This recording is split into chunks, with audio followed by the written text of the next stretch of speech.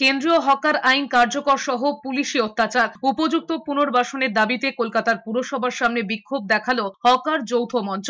বিক্ষোভকারীদের দাবি 2014 কেন্দ্রীয় হকার আইন অনুযায়ী উপযুক্ত পুনর্বাসন ছাড়া এবং ন্যূনতম 1 মাসের বিজ্ঞপ্তি ছাড়া হকার উচ্ছেদ করা যাবে না। সেই আইন কার্যকর করার দাবি তুলেছেন বিক্ষোভকারীরা। বৃহস্পতিবার ধর্মতলার লেনিন মূর্তি থেকে মিছিল করে কলকাতা পুরসভার সামনে জমায়েত করেন হকাররা। এরপরে বিক্ষোভকারীদের তরফে মেয়র ফিরহাদ হাকিমের কাছে ডেপুটেশন দেন তারা। বেআইনি ভাবে যে হকার উচ্ছেদ চলছে সেই হকার উচ্ছেদ এইভাবে চলবে না। পুনর্বাসন না দিয়ে হকার উচ্ছেদ এটা হচ্ছে সম্পূর্ণ বেআইনি।